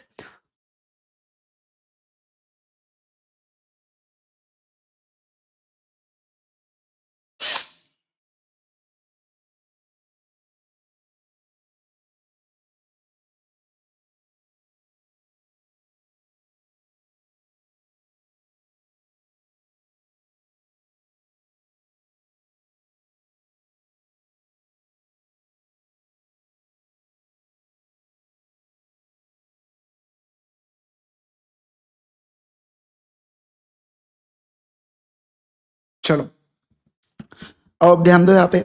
अब हम लोग बात करेंगे सेल बाय अनपेड सेलर के बारे में। देखो, ये नाम से ही समझ में आ रहा है, सेलर क्या है बेटा?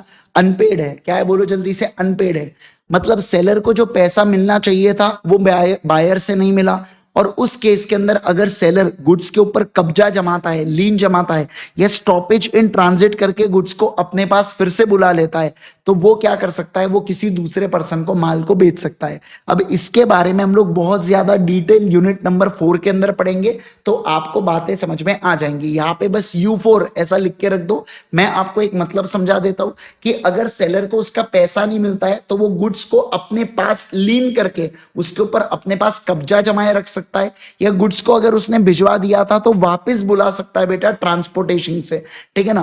तो इन दोनों केस के अंदर जब उसके पास गुड्स वापस आ जाते हैं, तो वो गुड्स को बेच सकता है किसी दूसरे पर्सन को। क्या कर सकता है? बोलो, वो गुड्स को बेच सकता है किसी दूसरे पर्सन को। Okay, next point, sale under the provisions of other act. दूसरे एक्ट के अंदर भी बेचा जा सकता है किसी दूसरे पर्सन के द्वारा। जैसे देखो सर, जब कंपनी डूब रही है, तो कंपनी जब डूबती है तो उसका ऑफिशियल रिसीवर या लिक्विडेटर अपॉइंट होता है कंपनी के लिए, जो कंपनी के असेट्स को बेच के लाइबिलिटीज को पे करता है। तो जो कंपनी के असेट्स को बेचने वाला लिक्विडेटर है, वो क्या गुड टाइटल ट्रांसफर करेंगे क्या थर्ड पार्टी को? हाँ सर, बिल्कुल करेगा, है ना? क्योंकि कंपनी ओनर है, बट बेच कौन रहा है? लिक्विडेटर। तो वो क्या गुड ओनरशिप या गुड टाइटल ट्रांसफर करेगा क्या? डेफिनेटली सर, बिल्कुल करेगा। इसके अलावा देखो, purchase of goods from finder of goods. याद है आपको, अपने इंडियन कॉन्ट्रैक्ट एक्ट के अंदर sale by finder of goods पढ़ा था। तो अगर फाइंडर ऑफ गुड्स, गुड्स को मैंने तेजस सर वाला एग्जांपल दिया था, फोन वाला, ठीक है ना? तो अगर मैं उस फोन को बेचता हूं,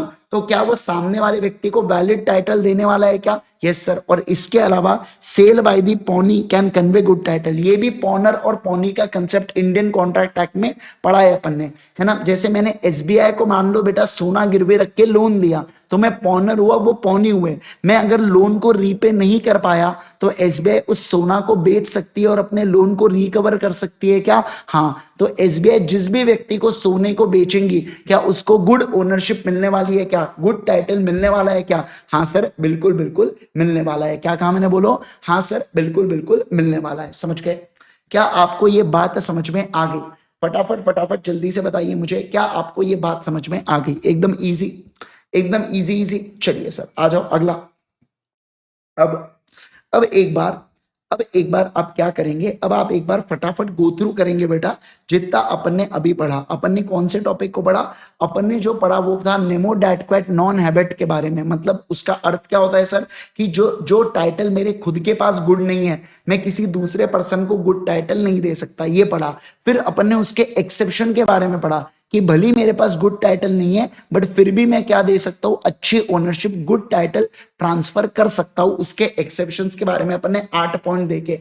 अब मैं आपको आखिरी टॉपिक इस चैप्टर का पढ़ाऊंगा और उसके बाद आपका ये यूनिट ही समाप्त होने वाला है और अपना आज का क्लास भी इस चीजों के बाद खत्म हो जाएगा, जिसके बारे में हम लोग performance of contract of sale के बारे में पढ़ने वाले 31 से 44 तक। लेकिन उससे पहले आप क्विकली 5 मिनट में रिवाइज करो एंड देन फिर अपन उसको क्या करते हैं, कम्युनिकेट करते हैं, मतलब कंटिन्यू करते हैं। पूरा पूरा एक बार गो थ्रू करेंगे, सारे पेजेस एक बार पलटाओ।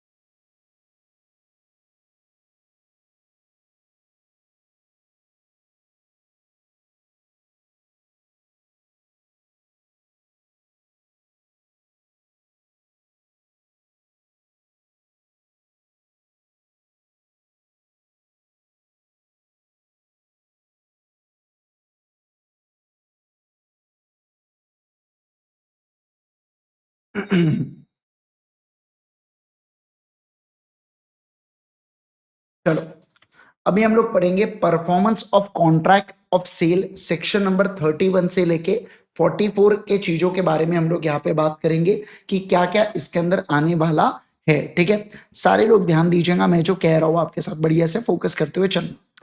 सबसे पहले अगर मैं बात करूं आपके साथ तो डेफिनेशन ऑफ डिलीवरी को लेके बात करेंगे। पहली बात तो डिलीवरी का मतलब क्या होता है, तो देखो डिलीवरी का मतलब होता है voluntary transfer of possession from one person to another. क्या होता है बोलो, voluntary transfer of possession from one person to अनादर।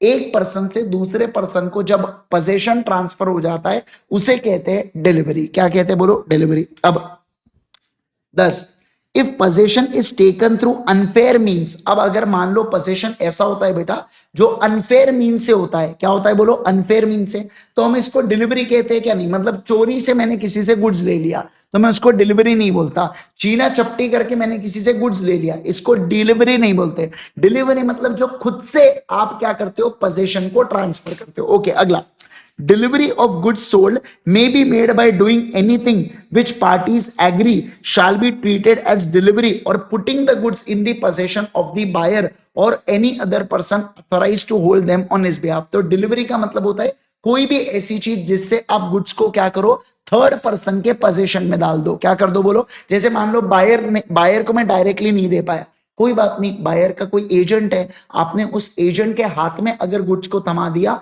ये कहकर कि ये बायर को दे देना, मतलब क्या बोला गया कि बायर के कंट्रोल में किसी भी तरीके से पहुंचा देना, उसको भी डिलीवरी कहा जाता है। क्या कहा जाता है बोलो, उसको भी डिलीवरी कहा जाता है। ठीक है, अगला sir, duties of seller and buyer. अब सेलर और बायर की क्या ड्यूटीज है, आइए उसके बारे में समझते हैं। इट इज, अब देखो, it is a duty of a seller to deliver the goods, and buyer की ड्यूटी है कि उस गुड्स को एक्सेप्ट करके उसके लिए पैसा पे करना, यानी कि उसके लिए पेमेंट देना। क्या देना बोलो? उसके लिए पेमेंट देना। ठीक है, तो देखो ये सेलर की ड्यूटी है बेटा। क्या ड्यूटी है बोलो जल्दी से? सेलर की ये ड्यूटी है कि वो गुड्स को क्या करेंगे? वो गुड्स को डिलीवर करेंगे। क्या करेंगे बोलो? डिलीवर करेंगे। और बायर की क्या ड्यूटी है? कि मैं उसको एक्सेप्ट करके पे करूंगा। क्या करूंगा बोलो? एक्सेप्ट करके पे करूंगा। समझे क्या बात को? यस। चलिए अब अगला, sir payment and delivery are concurrent condition.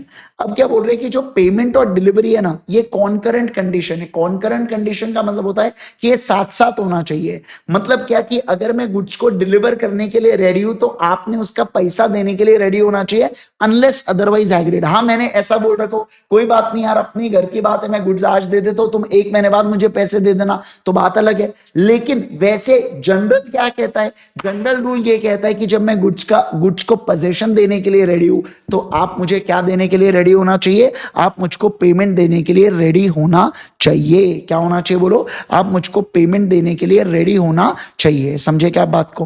क्या सारे लोग इस बात को समझ पा रहे हैं क्या? देखो, unless otherwise agreed delivery of goods and payment of price are concurrent. Concurrent condition का मतलब क्या होता है? साथ साथ की कंडीशन है।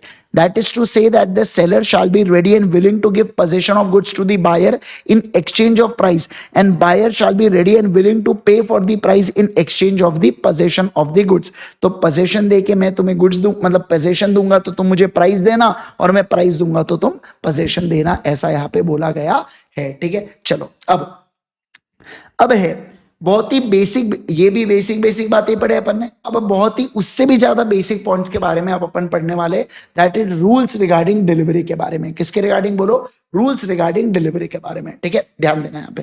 पहला, डिलीवरी। पहला क्या कह रहा है कि delivery of goods sold may be made by doing anything which the parties agree shall be treated as delivery and which has effect of putting the goods in the possession of buyer or any other authorized person। तो पहला point क्या कहता है? पहला point ये कहता है कि डिलीवरी का मतलब होता है कुछ भी जिससे गुड्स सामने वाले के पोजीशन में चले जाए। अब आप डायरेक्टली उसको दे दो, या आप कोई ऐसे पर्सन जो इंटरमीडिएटरी आप उसको थमा दो, उससे कोई फर्क नहीं पड़ता, कोई फर्क नहीं पड़ता, कोई फर्क नहीं पड़ता। मतलब क्या? डिलीवरी का मतलब होता है किसी भी तरीके से दूसरे के पोजीशन में गुड्स को देना। क्या कहा मैंने बोलो? किसी भी तरीके से दूसरे के पोजीशन में गुड्स को देना, इसे क्या कहा जाता है बेटा? इसको डिलीवरी कहा जाता है। क्या कहा जाता है बोलो? इसको डिलीवरी कहा जाता है। समझे क्या? क्या सारे लोगों को ये बात समझ में आ गई क्या? फटाफट जल्दी से बताएंगे मेरे को, है ना? यस। अगला देखो, second, effect of part delivery के बारे में बात करेंगे। किसके बारे में बात करेंगे बोलो? इफेक्ट ऑफ पार्ट डिलीवरी से रिलेटेड चर्चा करेंगे। ठीक है, ध्यान दीजिए। ये पॉइंट क्या कह रहा है? Effect of part delivery. Sir मुझे जरा एक बात बताओ, delivery of part of goods, क्या कहा मैंने बोलो? A delivery of part of goods in progress of delivery of whole has a same effect. क्या बोला यहाँ पे? देखो सर, अगर गुड्स की डिलीवरी पार्ट में करता हूं इस इंटेंशन के साथ कि मैं होल डिलीवर करना चाहता हूं, मैं क्या करना चाहता हूं? होल डिलीवर करना चाहता हूं, तो इसका सेम इफेक्ट है। मानो कि मैं जो प्रॉपर्टी है वो पूरे 100% गुड्स की ट्रांसफर कर चुका हूं, बट जहां पे मेरा इंटेंशन ये बेटा कि पार्ट को डिलीवर करना, तो मैं इस केस के अंदर फिर यहां पे सीवियर कर देता हूं कॉन्ट्रैक्ट को, मतलब पार्ट डिलीवरी की ओनरशिप पे ट्रांसफर होती है। मैं आपको एग्जांपल देना चाहता हूं बेटा, यहां पे ध्यान देना आप एग्जांपल को। ठीक है, देखो मेरे पास एक ऐसा ट्रक है जिसके अंदर मैं आपको 2000 ईंटें भेज सकता हूं। आपने मुझे 2000 ईंटों का ऑर्डर दिया, बट मैंने क्या किया? मैंने 500 का ही ट्रक बेचा, क्योंकि आपने एडवांस मुझे 500 ईंटों का ही दिया था। ईंट मतलब ब्रिक्स, है ना? यस। तो इसका मतलब क्या हुआ? मैं गुड्स की डिलीवरी को लॉट लॉट में बेचना चाहता हूं, मतलब 500 की ओनरशिप ही आपके पास आई, बाकी 1500 की ओनरशिप आपके पास नहीं रहेंगी। पर मान लो मेरे पास ट्रक ही नहीं होता 2000 ईंटों का, आपने ऑर्डर 2000 ईंटों का दिया, मैंने कहा पूरे ईंटें आपके 2000, ठीक है, पर मैं भिजवाते वक्त 500 ही भिजवाया क्योंकि मेरे पास गाड़ी नहीं थी। बट मैंने आपसे कहा था कि ये मैं 500 की, इसलिए मैं 500 500 की गाड़ी 4 बार भिजवाऊंगा आपको, ताकि 2000 ईंटें आपको पहुंच जाएंगी। आप टेंशन मत लेना, मेरे पास अभी गाड़ी नहीं है 2000 ईंटों की। तो इस सिचुएशन के अंदर मेरे पार्ट डिलीवर करने से भी ऐसा प्रतीत हो रहा है कि मेरा इंटेंशन क्या है, होल को डिलीवर करना। क्या करना बोलो, होल को डिलीवर करना। समझे क्या बात को, मैं चाहता हूं यहां पे होल डिलीवरी करना, पूरे गुड्स की, मतलब मैं पार्ट डिलीवरी करके मैं होल गुड्स की प्रॉपर्टी आपको ट्रांसफर करना, ऐसा दर्शाना चाहता हूं। तो देखो फिर से, a delivery of part of goods in progress of the delivery of whole has a same effect for the purpose of passing property in goods। मतलब क्या, पूरे 500 ईंटें देके 2000 की प्रॉपर्टी आपको दूंगा as a delivery of whole, but delivery of a part of goods with an intention of severing it from whole does not operate as a delivery of remainder। इसका मतलब क्या हुआ कि मैं, अगर मेरा इंटेंशन है बेटा गुड्स को डिलीवर करने का, क्या करने का, गुड्स को डिलीवर करने का, बट मैं बाकी रिमाइंडर पे, मैं बाकी रिमाइंडर की बात नहीं कर रहा हूं, तो इस सिचुएशन के अंदर हम लोग कहेंगे कि वहां पे पार्ट डिलीवरी के बारे में ही बात की गई है।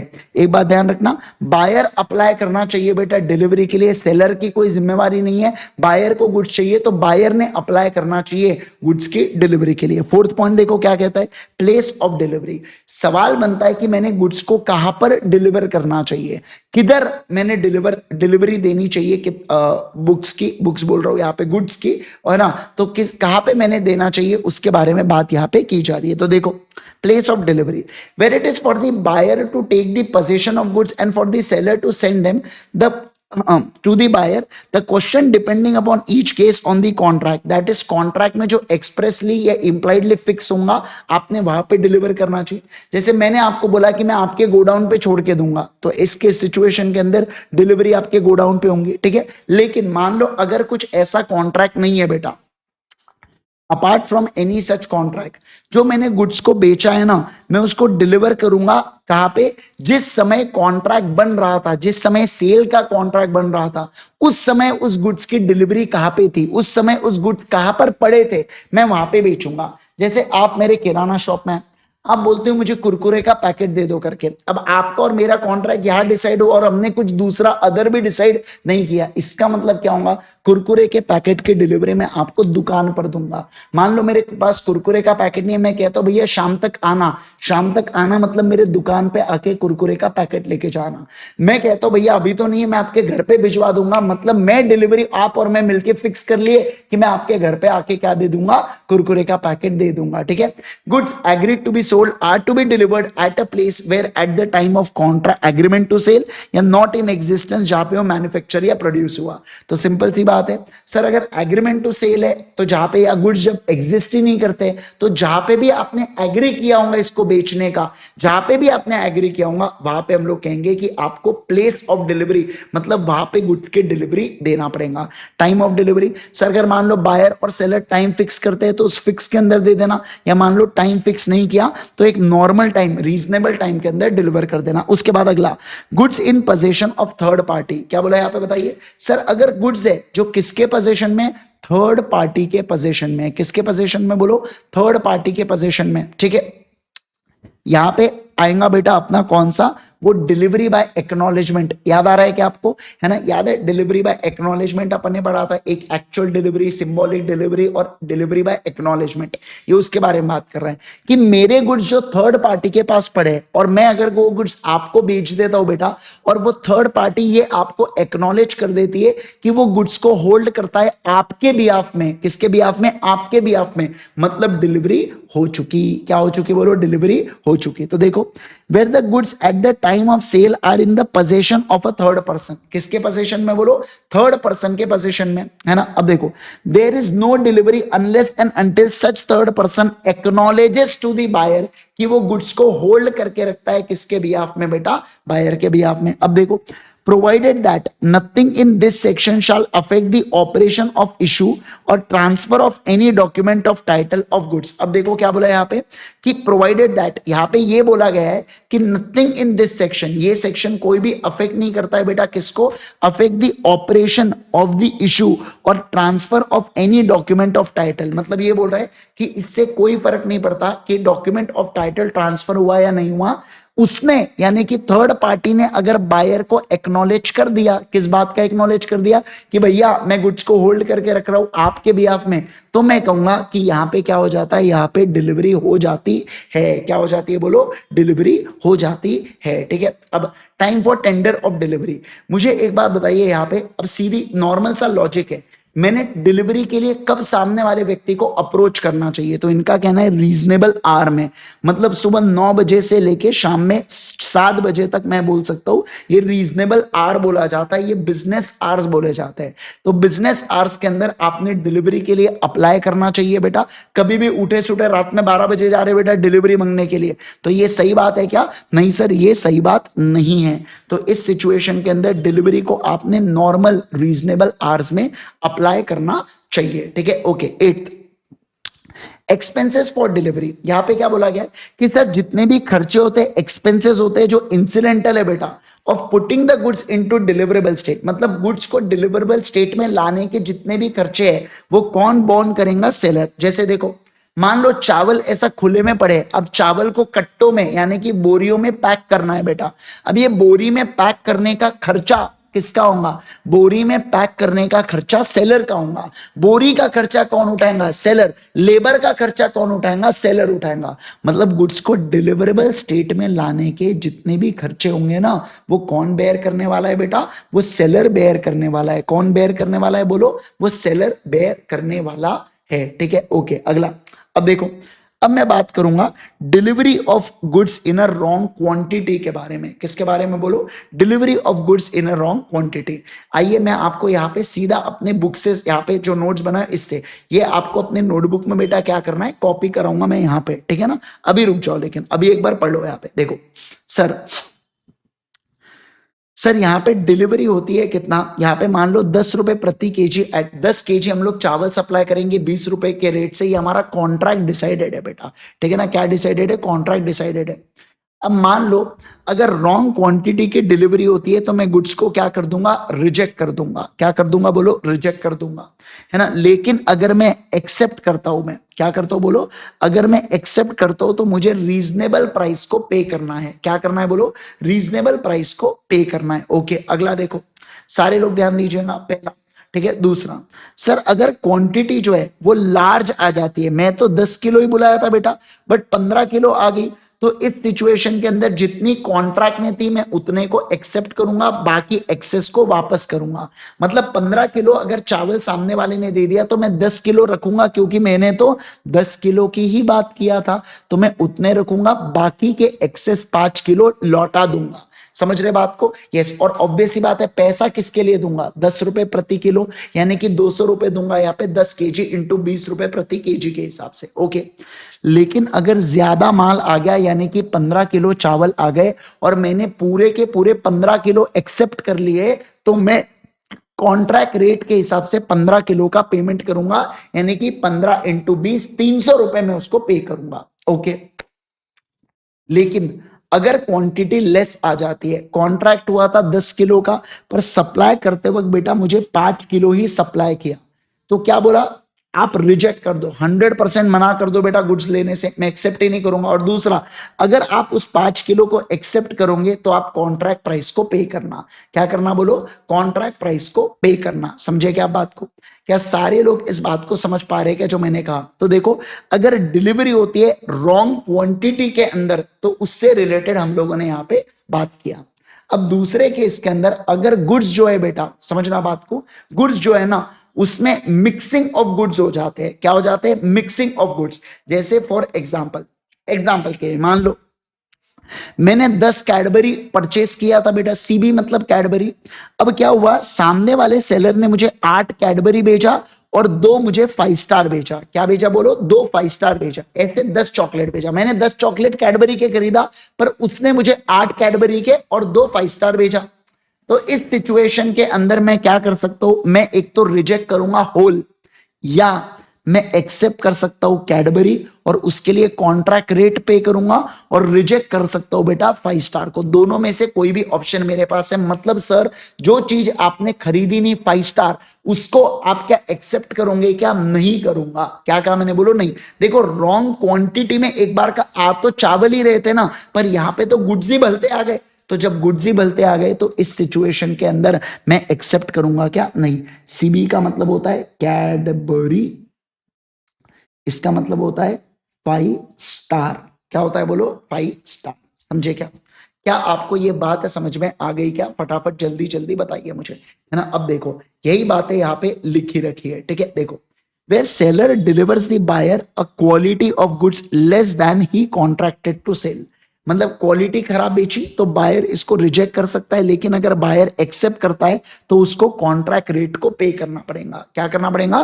कॉन्ट्रैक्ट रेट को पे करना पड़ेगा। ओके, अगला, where seller delivers the goods a buyer a quantity larger than 10 बोला था, पर मान लो यहाँ पे 15 बेटा उसने दिया, है ना। तो बायर एक्सेप्ट कर सकता है इंक्लूड इन द कॉन्ट्रैक्ट और रिजेक्ट कर सकता है। रेस्ट 10 को एक्सेप्ट किया, 5 को रिजेक्ट किया, या वो क्या कर सकता है? रिजेक्ट कर सकता है बेटा होल को, पूरे के पूरे 15 को रिजेक्ट कर मारा बेटा। ऐसा भी कर सकता है क्या? हाँ, पूरे के पूरे क्या कर दिया? 15 को। लेकिन अब देखो ऐसा भी हो सकता है कि बायर जो है ना बेटा वो क्या करे, देखो ना, बायर जो है वो होल ऑफ द गुड्स जो है उसको एक्सेप्ट करे और उसको इस अकॉर्डिंगली उसको कॉन्ट्रैक्ट रेट को पे करना पड़ेगा। मतलब लार्ज क्वांटिटी में आया तो वो कॉन्ट्रैक्ट को एक्सेप्ट कर सकता है, एक्सेस को वापस करेगा, होल को एक्सेप्ट करेगा, या एक और चीज यहां पे आती है, होल को वो क्या कर सकता है बेटा? रिजेक्ट कर सकता है। क्या कर सकता है? बोलो, रिजेक्ट कर सकता है। समझे क्या बात को? Yes sir. मान लो सर अगर क्वालिटी खराब आई तो पूरे इसको रिजेक्ट कर सकता हूं, लेकिन अगर एक्सेप्ट किया तो कॉन्ट्रैक्ट रेट, CR का मतलब क्या होता है बेटा? कॉन्ट्रैक्ट रेट के हिसाब से मुझे क्या करना पड़ेगा? कॉन्ट्रैक्ट रेट के हिसाब से मुझे पेमेंट करना पड़ेगा। ओके, अगला, अब देखो, where seller delivers the buyer he contracted to sell mix of the goods Cadbury plus 5 star with different description not included in the contract। तो बायर एक्सेप्ट करेगा which are in accordance with the contract और 5 star को reject कर दे, या पूरे इसको reject कर दे। मतलब पूरे इसको एक्सेप्ट तो कर ही नहीं सकता, है ना। यस, ओके, चलो डन। मुझे बताइए क्या सेलर ने इंस्टॉलमेंट में डिलीवरी देना चाहिए क्या? नहीं सर, सेलर ने इंस्टॉलमेंट में, देखो buyer is not bound to accept delivery in installment. मैं डिलीवरी को इंस्टॉलमेंट में एक्सेप्ट नहीं करूंगा। सर डिलीवरी अगर कैरियर को दे दिया बेटा और reservation of right of disposal नहीं हुआ तो इसका मतलब होता है कि डिलीवरी बायर को हो चुकी है। इसका प्राइमा फेसिए मतलब होता है बायर के पास डिलीवरी जा चुकी है। हाँ, लेकिन अगर राइट ऑफ डिस्पोजल को अपने पास रखा तब उसे नहीं कहता हूं। और डिटोरिएशन ड्यूरिंग द ट्रांजिट, मुझे बताइए अगर गुड्स बेटा खराब हो गए ट्रांजिट के अंदर, क्या हो गए? ट्रांजिट के अंदर खराब हो गए, तो मुझे बताइए अगर मैंने राइट ऑफ डिस्पोजल को अपने पास नहीं रखा, मतलब डिलीवरी बायर को गई, और डिलीवरी बायर को गई तो हो सकता है ओनरशिप भी बायर की हो चुकी हो। तो इस सिचुएशन के अंदर अगर ट्रांजिट में मतलब कि ट्रांसपोर्ट करते वक्त अगर गुड्स खराब होते हैं तो इसकी लाइबिलिटी कौन उठाएगा? इसकी जिम्मेवारी कौन उठाएगा? बायर उठाएगा। कौन उठाएगा? बायर उठाएगा। कौन उठाएगा? बोलो जल्दी से राजा। बायर उठाने वाला है। तो अगर गुड्स हो जाते हैं ट्रांजिट के अंदर खराब, क्या कहा मैंने? बोलो, अगर गुड्स हो जाते हैं ट्रांजिट के अंदर खराब तो इस सिचुएशन के अंदर इसकी जिम्मेवारी उठाने वाला है बायर। कौन उठाने वाला है? बोलो, बायर उठाने वाला है। डन। चलिए फटाफट गो थ्रू करो पूरे 12 पॉइंट्स को बेटा। अच्छा, मैं आपको ये भी कवर करवा देता हूँ 13वें नंबर का पॉइंट्स, फिर अपना एक आखिरी वाली चीज पड़ जाती है, फिर उसके बाद पढ़ेंगे। अब देखो, buyer's right to examine the goods. देखो ये सैंपल के केस में अपन ने पढ़ा भी था कि अगर मैं जब गुड्स की डिलीवरी करने जा रहा हूं बायर को, मैं गुड्स को लेके जा रहा हूं बायर के पास, तो बायर के पास अधिकार होता है कि वो गुड्स को चेक कर सकता है। जैसे मैं अगर मान लो आपने मुझसे चावल खरीदा, मैंने आपको चावल भिजवाया, तो इस चावल को एक्सेप्ट करने से पहले आप चेक करना कि आपने जो क्वालिटी के चावल बुलाए थे वही क्वालिटी आई है या कोई दूसरी भलतीज क्वालिटी आ गई। समझे आप बात को? आपने मुझसे फोन बुलाया, मैंने आपको फोन भेजा, क्या वही फोन आया है या कोई भलता ही फोन आ गया? ये आपको क्या करना है बेटा? ये आपको चेक करना है। ठीक है, देखो where goods are delivered to the buyer who has not previously examined, जिसने पहले एग्जामाइन नहीं किया है, he is entitled to the reasonable opportunity, तो उसके पास reasonable opportunity होनी चाहिए कि वो गुड्स को एग्जामाइन कर सकता है कि goods accordance with the conformity of contract है, मतलब कॉन्ट्रैक्ट के अनुसार सही गुड्स उसके पास आए हैं।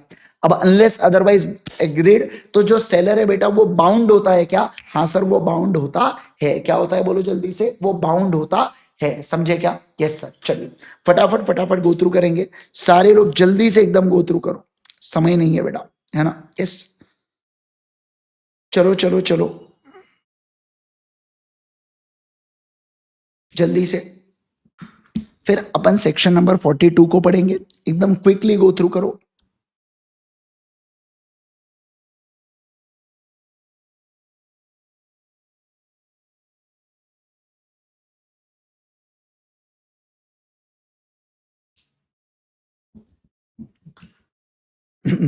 ये सारे के सारे सर क्या थे? ये रूल्स रिगार्डिंग डिलीवरी थे। डिलीवरी को लेके कुछ इंपॉर्टेंट पॉइंट्स थे जो अपन ने अभी पढ़ा, जो काफी बेसिक बेसिक और इजी टू अंडरस्टैंड है, बस आपको एक बार गो थ्रू करना है। इसमें जो ये वाला पॉइंट है ना बेटा, यही वाला पॉइंट इंपॉर्टेंट है। देखो ये वाला जो पॉइंट है ना, ये वाला खतरनाक इंपॉर्टेंट है, ठीक है ना? बाकी उतने इंपॉर्टेंट नहीं है, बट ठीक है, पता होना चाहिए आपको। अगर इसको कॉपी करना है इस चार्ट को, तो कॉपी कर लेना वीडियो को पॉज करके यहाँ पे, ठीक है? यस। और बाकी जो लाइव देख रहे उन लोगों को मैं क्या करता हूँ, उन लोगों को मैं भेज देता हूँ ये, ठीक है?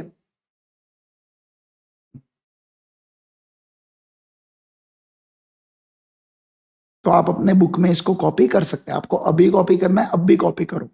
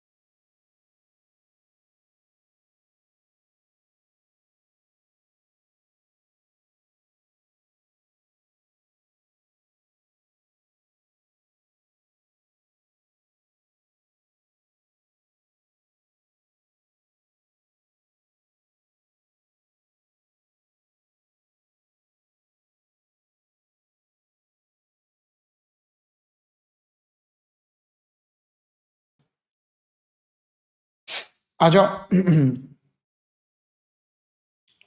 और ध्यान दो।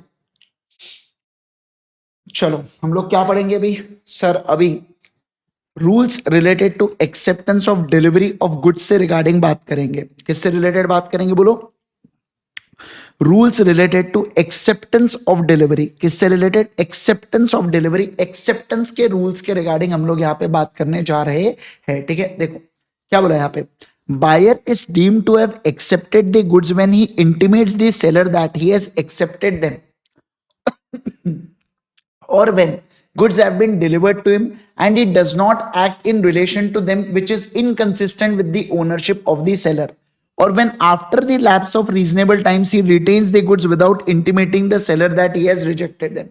इसका मतलब क्या है? देखो एनालिसिस में 3 पॉइंट्स में एकदम सिंपल बताया गया है यहाँ पे। हम लोग ये कहेंगे कि एक सेलर ने अगर बायर को गुड्स भिजवा दिया है तो हम अज्यूम कर लेंगे कि बायर ने उन गुड्स को एक्सेप्ट कर चुका है। कब? जब वो इस बात की पुष्टि वो स्वयं कर देता है, मतलब वो खुद इंटीमेट करता है सेलर को, यस मैंने गुड्स को एक्सेप्ट कर दिया, कोई प्रॉब्लम नहीं है, कोई टेंशन नहीं है, बिंदास मैंने गुड्स को एक्सेप्ट कर लिया हो। पहला। दूसरा, he does any act with the goods which is inconsistent with ownership of seller। वो क्या करता है बायर जो बेटा उसको फर्दर सेल कर देता है किसी दूसरे पर्सन को, या उसको प्लेज कर देता है। तो ये व्यक्ति कब करता है बेटा? जब वो खुद ओनर हो। इसका मतलब ही जब जब ये सेलर की ओनरशिप नहीं हो ऐसा दर्शा रहा है, तभी तो बायर ये हरकतें कर रहा है। या तीसरा, वो गुड्स को अपने पास रखता है after the lapse of reasonable time, मतलब 3 दिन हो गए, 7 दिन हो गए, 10 दिन हो गए बेटा, वो गुड्स के बारे में बात ही नहीं कर रहा है, वो गुड्स को अपने पास रख रहा है और उसने सेलर को इंटीमेट भी नहीं किया कि मैं गुड्स को रिजेक्ट कर चुका हूं। तो इस सिचुएशन में हम लोग कहेंगे कि बायर की ओनरशिप मानी जाती है क्या? हाँ सर, बायर की ओनरशिप मानी जाती है। क्या मानी जाती है बोलो? बायर की ओनरशिप मानी जाती है। ठीक है, चलिए सर अब देखो next, buyer not bound to return the rejected goods. जो बायर होता है ना बेटा, अगर मान लो बायर ने गुड्स को रिजेक्ट कर दिया तो ये सेलर की जिम्मेवारी होगी कि गुड्स को बायर के घर से उठा के लेके जाए। ये समझना, ये सेलर की जिम्मेवारी होगी कि गुड्स को बायर के घर से उठा के लेके जाए। बायर गुड्स को छोड़ने के लिए सेलर के पास जाने वाला है क्या? ना ना ना, बायर नहीं जाने वाला। क्या कहा मैंने? बोलो ना ना ना, बायर नहीं जाने वाला। ठीक है, देखो यहाँ पे, seller otherwise agreed where goods are delivered to the buyer and he refuses to accept them having the right to do so, he said to his, देखो, he is not bound to return them to seller. मतलब buyer की कोई भी जिम्मेवारी नहीं बनती है goods को रिटर्न करने की। ये नॉर्मल है, सफिशिएंट है, वो केवल इतना इंटीमेट कर दे सेलर को कि भैया मैंने गुड्स को रिजेक्ट किया हो। तो मैंने अगर गुड्स को रिजेक्ट किया हो बेटा, तो मैं गुड्स को, जैसे मान लो मैंने इस कप को रिजेक्ट कर दिया, तो मैं इसको यही पड़ा रहने दूंगा। सेलर जो है वो आएगा, इस कप को उठा के लेके जाएगा अपने पास। समझ में आया क्या? क्या आपको बात समझ में आ रही है क्या? बोलो बोलो बोलो, सभी लोग जल्दी से बताएंगे मुझे, क्या आपको ये बात समझ में आ रही है क्या? एकदम इजी पीजी बेटा, एकदम इजी पीजी लेमन स्क्वीजी। कितना फालतू पॉइंट पढ़ रहे हैं देखो अपन। पहला, बायर कब हम लोग एक्सेप्ट मान ले, मतलब acceptance in case of buyer. फिर दूसरा क्या अपन ने देखा कि जो बायर होता है, क्या ये रिजेक्टेड गुड्स को रिटर्न करना चाहिए क्या? नहीं सर, नहीं करना चाहिए। अब बात करेंगे जबरदस्त वाला पॉइंट, और वो क्या है? Liability of the buyer for neglecting या रिफ्यूजल डिलीवरी ऑफ गुड्स। किससे रिलेटेड? बोलो, liability of the buyer for neglecting और रिफ्यूजिंग डिलीवरी ऑफ गुड्स। क्या बोला यहाँ पे? फॉर निग्लेक्टिंग और रिफ्यूजिंग डिलीवरी ऑफ गुड्स। ठीक है, देखो क्या, मान लो where the seller is ready and willing to deliver the goods. Seller ready है बेटा गुड्स को डिलीवर करने के लिए, बट जो बायर है ना, मैं बायर को रिक्वेस्ट भी कर रहा हूं, यार गुड्स ले लेना यार, प्लीज यार गुड्स को ले लेना यार, है ना, प्लीज ले ले। लेकिन देखो, and the buyer is does not within the reasonable time after such request take the delivery of goods. मैं बायर को इतना रिक्वेस्ट कर रहा हूं, पर बायर फिर भी गुड्स की डिलीवरी नहीं लेना चाहता। क्या कहा मैंने? बोलो, बायर फिर भी गुड्स की डिलीवरी नहीं लेना चाहता। तो इस सिचुएशन के अंदर ही, यानी कि buyer is liable for the seller for any loss occasion by his neglect या refusal to take delivery and also for the reasonable charge for care and custody of goods. तो इसका मतलब क्या हुआ? ध्यान रखना, क्या मैं कह रहा हूं सुनना। तो ही मतलब बायर जो है ना, वो अब क्या रहने वाला है? वो यहां पे लायबल रहेगा सेलर के टुवर्ड्स, कि मैंने जो रिफ्यूज किया डिलीवरी से, इससे जो भी सेलर का नुकसान हुआ है और जो भी सेलर को रीजनेबल केयर करना पड़ा बेटा, गुड्स का ध्यान रखना पड़ा, उन पैसों के लिए कौन देगा? उन पैसों को मैं दूंगा, उन पैसों को मैं देने वाला हूं। समझे क्या आप बात को? Yes sir. एक बात ध्यान रखना, सेलर के पास राइट होता है कि वो कॉन्ट्रैक्ट को रिप्यूडिएट कर सकता है अगर आप डिलीवरी को एक्सेप्ट नहीं करते हो तो। बट मैं क्या उन प्राइस को क्लेम कर सकता है क्या? मतलब सेलर जो है वो ये जो रीजनेबल ऊपर जो प्राइस के बारे में बात किया, क्या उसको क्लेम कर सकता है क्या? यस सर, बिल्कुल बिल्कुल कर सकता है। क्या कहा मैंने? बोलो, बिल्कुल बिल्कुल प्राइस को क्लेम कर सकता है। कितना इजी पॉइंट है, आप फिर से मैं रिपीट करूंगा इस बात को। देखो सर, एक सेलर गुड्स को देना चाहता है बायर को बेटा, बट बायर उसको एक्सेप्ट नहीं करना चाहता। तो बायर की अब जिम्मेवारी होगी कि सेलर को जितना भी खर्चा करना पड़ रहा है गुड्स के सेफ्टी को लेके उस रीजनेबल प्राइस को पे करना, ये किसकी जिम्मेवारी है? ये बायर की जिम्मेवारी होंगी सेलर के टुवर्ड्स। इसका ये मतलब नहीं होता कि अब सेलर गुड्स को बेच नहीं सकता, नहीं जी नहीं। सेलर गुड्स को क्या बेच सकता है क्या? बिल्कुल बिल्कुल, चाहे उसको बेच सकता है, चाहे उसको टिका सकता है। समझे आप बात को? तो यहाँ पे अपना क्या समाप्त होता है बेटा? यहाँ पे अपना यूनिट नंबर 3 हो जाता है फिनिश। ठीक है, तो अपना यूनिट नंबर 3 पूरी तरीके से समाप्त हो चुका है क्या? बिल्कुल बिल्कुल समाप्त हो चुका है। ठीक है, चलिए तो आज के लिए करेंगे केवल और केवल इतना। अब जो हमारा नेक्स्ट सेशन होगा बेटा, ये होने वाला है हमारा कौन सा? ये होने वाला है हमारा क्वेश्चन एंड आंसर्स का सेशन रहने वाला है। ठीक है, चलिए तो मिलते हैं हम लोग नेक्स्ट सेशन के अंदर जो कल होगा बेटा दोपहर में। Till then bye bye, take care everyone, see you all in. So hope so आप सभी लोगों को एकदम मजा आया हो बेटा। अगर आपको ये फ्री सेशन एकदम मजेदार लगे तो आप हमारे साथ स्ट्रक्चर्ड तरीके से पढ़ सकते हैं ultimateca.com के ऊपर।